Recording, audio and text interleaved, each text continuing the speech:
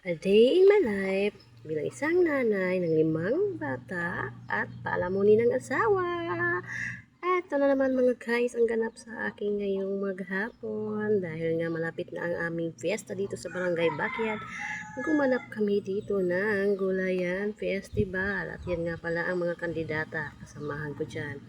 Shoutout nga pala sa mga kagandahang kandidata dyan na sila Tia, Mapi at Maring Jenny at sila Ate Amy, Ate Ami at sila Ate Pilma. Yan nga pala guys ang aming kandidata yan. Nagparade nga pala kami dyan at dyan sa araw na yan ay nasa bayan na kami ng Labo. Parang nga nakaganap pa kami dyan ng medyo traffic dahil sa pangyayaring parade. Yan nga pala ang ilog ng Labo. Napakaganda ng ilog ng Labo.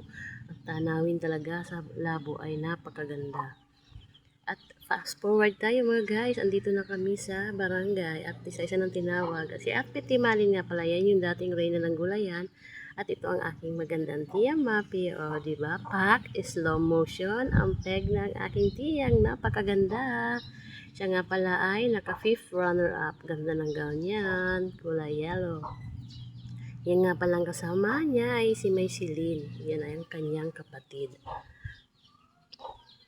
At sunod na tinawag naman dyan mga guys, ang aking kumaring si Maring Jenny. Kasama niya ang kanyang hubby na si paring Danting Supportive. Wow, ganda ng marik ko. Yan nga pala ay naka 4th runner-up. At yan namang sumunod dyan ay ang aking kumari din na maganda, si Maring M. Joy Salinas. Naka 3rd runner-up nga pala siya dyan, bonggang-bongga ang kanyang gown mga guys. At yan naman pala ay naka second runner-up si Ate Vilma. Wow, ang ganda talaga din ni Ate Vilma kahit maedad na, super ganda pa rin. And the second and the first place is Ate Ami. Yan si Ate Ami Okta. Napakaganda rin niya dyan. Oh, ganda ng gown niya. Pak na pak, red na red. At ang kanyang supportive hubby na si Kuya Jobert. At ang nagkamit ng karangalan na Miss Gulayan ay si Ate Amy kasama ang kanyang supportive hubby. Yan, di ba guys, ang ganda nila. Lahat sila talaga outstanding sa kagandahan. Ganda ng gown ni Ate Amy. Yan nga pala ang nagkamit ng karangalang Miss Gulayan. At yan nga pala ang aming napaka-ganda at masipag na kapitana Almira. Nagsasalita na siya dyan.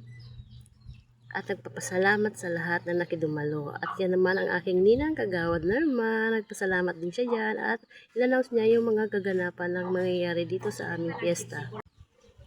After niya dyan magsalita, ay sumunod na magsalita dyan ay ang aming napakasipag din na kagawad, Cory Corazon Villaflores.